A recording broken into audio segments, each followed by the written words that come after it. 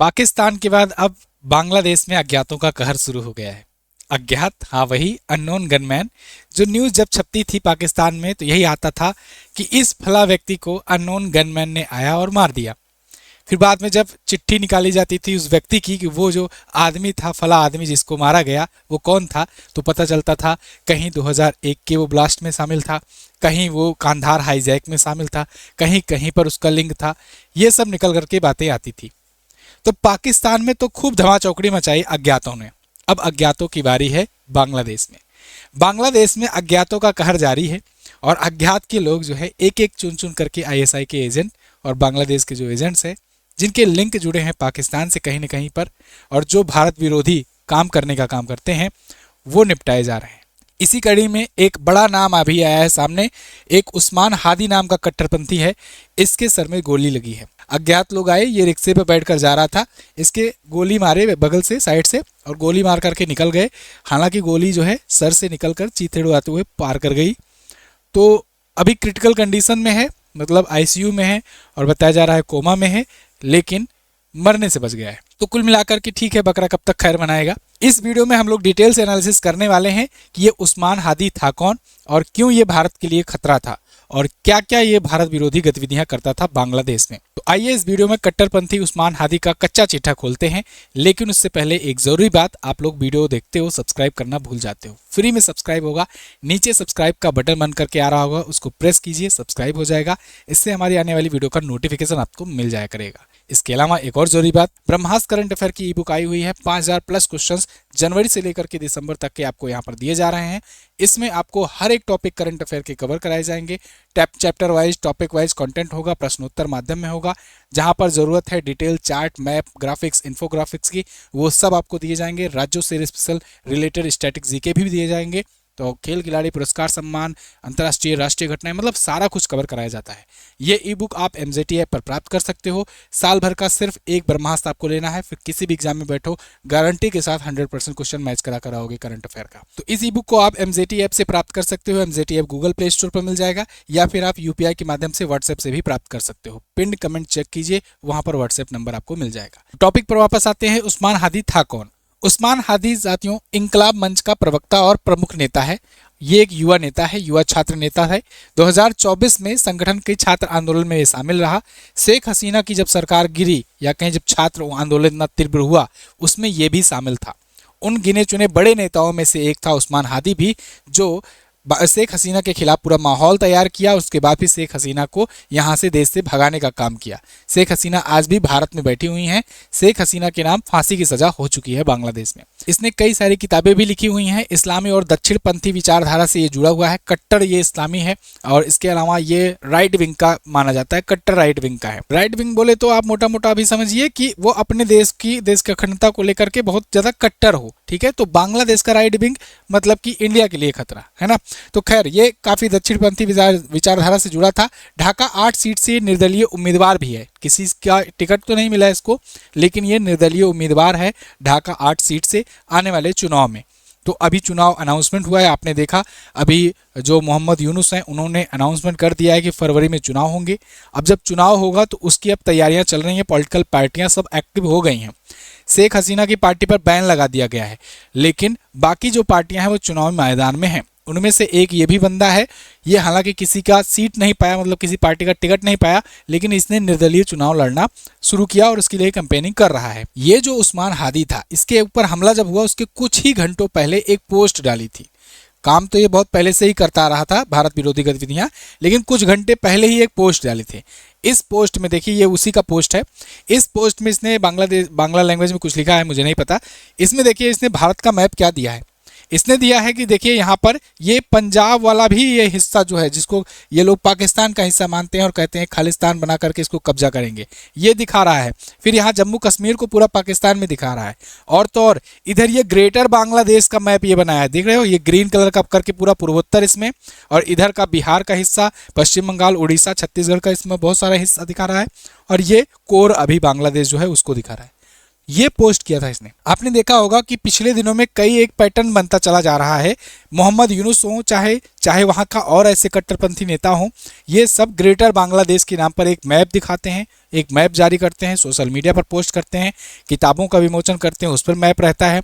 मोहम्मद यूनुस जो होता है ये बहुत सारे देश के राष्ट्राध्यक्षों को वो किताब सौंप चुका है जिसमें वो ग्रेटर बांग्लादेश का मैप दिखाता है, और इसको दिखा करके ये लोग ये क्लेम करते हैं कि भारत के पूर्वोत्तर के राज्य और भारत के पश्चिम बंगाल और बिहार के बड़े हिस्से ये सब बांग्लादेश में मिल जाएंगे एक न एक दिन। क्योंकि जैसे देखो, अगर हम लोग अखंड भारत का अगर जारी करते हैं तो हम लोग का था वास्तविकता में ना एक टाइम पर अखंड भारत, तब हम लोग जारी करते हैं हाँ चलो ये था। ये लोग क्या जारी करते हैं कि ये लोग कहते हैं कि हम ये हो जाएंगे, मतलब था क्या था, तो ये भारत का हिस्सा बांग्लादेश। तो 1971 पहले तो कुछ था ही नहीं, पूर्वी पाकिस्तान के नाम पर यहाँ पर त्रासदी चल रही थी। उससे भी पहले आए 1947 पहले तो पूरा पूरा भारत ही था। लेकिन ये लोग की मंशा ये है कि यहाँ पर ये चिकन नेक को काट करके पूर्वोत्तर को मिला लेंगे, पूर्वोत्तर को अलग करेंगे, फिर अपने में मिला लेंगे चाइना के सपोर्ट से, और इधर भी ये कब्जा करते आएंगे। तो ये एक प्रकार की सॉफ्ट पॉइजन परोसा जा रहा है वहां पर बांग्लादेश के द्वारा सोशल मीडिया पर, और वो सब परोसने का काम उस्मान हादी कर रहा था। उस्मान हादी ये वही छात्र नेता था जो ऐसे पोस्ट, ऐसे सोशल मीडिया पर पोस्ट, भड़काऊ बयान ये सब दिया करता था ग्रेटर बांग्लादेश को लेकर के, और फिर कुछ अज्ञातों का दिमाग सनका और उन्होंने आकर के इसको 72 हुरों के पास पहुंचाना चाहा।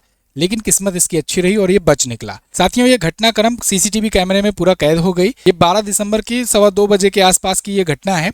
इसमें 2 हमलावर आते हैं। ये रिक्शे से जा रहा था, इसके पास में बिल्कुल क्लोज रेंज से जाकर के इसको निशाना बनाया गया, लेकिन फिर भी आप चाहे रिक्शा कहें कि गतिशील मोड में था और वो कैलकुलेशन नहीं हो गया, मिस कैलकुलेशन हुआ, जो भी हुआ, गोली जो है ये साइड से ही चीरते हुए निकल गई, और इस वजह से ये अभी कोमा में है और बच गया। हालांकि देखो, मैं ये नहीं कह रहा हूँ, क्लेम कर रहा हूँ कि मतलब कि ये अज्ञात लोग का कोई लिंक है भारत से या ऐसा कुछ, लेकिन इतना जरूर जो भी है अज्ञात लोग, जो भी अननोन गनमैन है, वो अपना काम बाखूबी से कर रहे हैं। इसके प्रति हमारी कोई सिंपैथी नहीं है। बहुत लोग आएंगे अभी सिंपैथी जुटाने के लिए, है ना, कि किसी की या मौत हो रही या अटैक हो रहा है उसको आप सेलिब्रेट कर रहे हो। देखिए, अगर कोई भारत विरोधी अगर कुछ करने का काम करेगा तो हम लोग तो उसके खिलाफ रहेंगे ही रहेंगे। कोई अगर ग्रेटर बांग्लादेश का मैप दिखाता है, कोई अगर भारत के हिस्सों को काटने का कोशिश करता है, तो हमारी उससे कोई सिंपैथी नहीं रहेगी। अभी तो ये जैसे जैसे बाहर हुस्स में आता है, तुरंत इसको वो चीज़ें, वो पल सब सोच करके फिर से हार्ट अटैक आ जाता है। बताया जा रहा है कि 2 बार इसको कार्डियक अरेस्ट आ चुका है।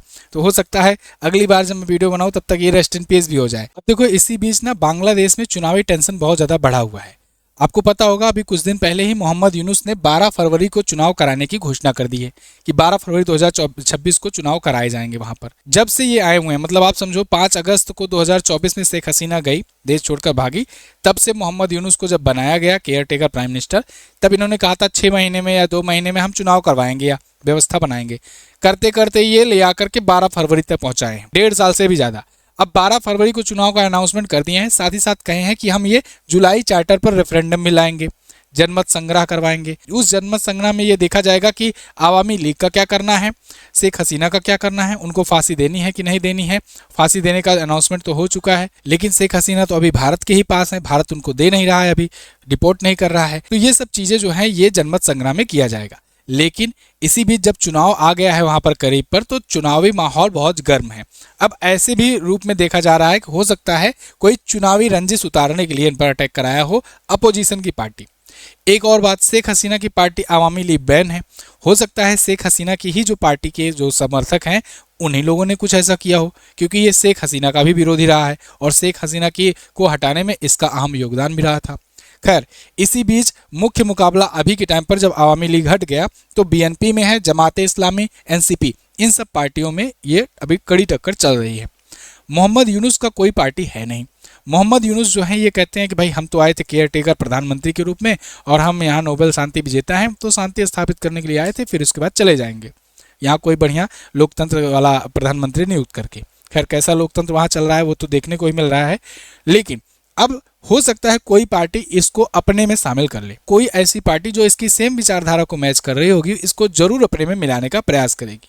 इसको अगर मिलाती है तो वो सेंटिमेंट दिखा करके ये वहां पर चुनाव जीत सकते हैं, और हो सकता है इन फ्यूचर ये कोई बड़ा नेता बन करके आए, अगर बच गया तो। अगेन, अभी ये कोमा में है, ठीक है। खैर, अभी देखिए हमलावर को जल्द पकड़ने के निर्देश दिए गए हैं और ये कहा गया है कि इसे लोकतंत्र पर बड़ा हमला है। ये मोहम्मद यूनुस ने गहरी चिंता भी जताई है। देखिए मोहम्मद यूनुस तक बोल रहे हैं एक व्यक्ति के, एक छोटे युवा नेता के ऊपर अटैक का ये मोहम्मद यूनुस कर रहे हैं। इसका मतलब आप समझ सकते हो इसकी पैठ कितनी रही होगी। इसका जो पकड़ है, अब आप समझो कि ये ग्रेटर बांग्लादेश और ये सबकी बात युवा नेता कैसे करते हैं। क्या लगता है इनको कि इतना खुद करेज आ जाता है कि हम कर देंगे ऐसा? इनको आईएसआई से या यूएसए से, पाकिस्तान से, इन सब से आकर के पूरा पूरा ब्लूप्रिंट आता है कि स्क्रिप्ट आती है कि भाई कैसे कैसे बोलना है, क्या क्या करना है, ये चीज़ करो। युवा नेता के हाथ से बुलवाएंगे शुरुआत में, सोशल मीडिया पर कैंपेनिंग करवाएंगे, धीरे धीरे आम जनमानस को इसके प्रति इकट्ठा करेंगे, उनके बीच भी ये सेंटिमेंट डालेंगे कि हाँ बांग्लादेश ऐसा होना चाहिए। तो ये एक प्रकार से सोशल मीडिया के माध्यम से स्लो पॉइजनिंग की जाती है और आईएसआई इसमें बहुत ज़्यादा महारत हासिल रखता है। खैर, बीएनपी, जमात और अन्य पार्टियां ये हमले की निंदा कर रही हैं। सभी की सभी संदिग्धों की पहचान की जा रही है। एक की फोटो जारी की गई है, 50 लाख टके का इनाम रखा गया है। लेकिन अब देखा जाएगा कि अननोन जो गनमैन था वो खुद से ही जाकर के करा था या फिर किसी और जो लोकल होते हैं शूटर टाइप के, उनको हायर करके ये कराया था। जो भी हुआ था फिलहाल वो तो जांच का विषय है, देखते हैं ये लोग जांच कर पाते हैं कि नहीं। आज तक कनाडा वगैरह तो जांच में लगे ही हैं, वो लोग तो कुछ कर नहीं पाए, यहाँ पर ये क्या ही करेंगे। लेकिन एक इम्पॉर्टेंट बात ये है कि ये खौफ रहना जरूरी है, चाहे बांग्लादेश हो, पाकिस्तान हो, कनाडा हो, अमेरिका हो। आप देख रहे हो कि पूरा खौफ मचा करके रखे हैं अननोन गनमैन। जब से पीएम मोदी पर अटैक की जो प्लानिंग हुई थी ये रसिया में, उस टाइम पर आईएसआई के द्वारा और सीआईए के द्वारा मिलकर के वो प्लानिंग का पूरा नेटवर्क यहाँ सफाया करा गया बांग्लादेश में। उसके बाद से बांग्लादेश में सफाया और जारी है, लगातार कोई न कोई जा रहा है। जब भी जिसका कोई लिंक पाया जाता है कि कोई ये ऐसा करता है, तभी पता लगता है कि उसकी न्यूज़ आ जाती है। और ये होना भी बहुत ज़्यादा ज़रूरी है देश की सिक्योरिटी के लिए, देश की इंटीग्रिटी के लिए। हमारे बहुत सारे धुरंधर लगातार काम कर रहे हैं, तो एक सल्यूट तो इन धुरंधर के लिए।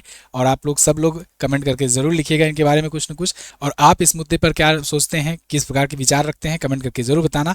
क्या ये जो कारनामा था ये अननोन गनमैन का ही था या फिर कोई इनका चुनावी रंजिश वाला आपसी मामला था, ये आप भी बताइएगा। मैं जानना चाहूँगा आप क्या सोचते हैं इस विषय पर। खैर, जाते जाते ब्रह्मास्त्र करंट अफेयर की ई बुक इसको परचेज कीजिए, जिससे आपको करंट अफेयर का कोई टेंशन ना लेना पड़े साल भर के कंटेंट के लिए। एमजेटी ऐप पर आपको ये मिल जाएगा। मैं मिलूंगा अगली वीडियो में। यहाँ तक देखते आए हो, चैनल को सब्सक्राइब जरूर करना। Thank you so much. जय हिंद, वंदे मातरम।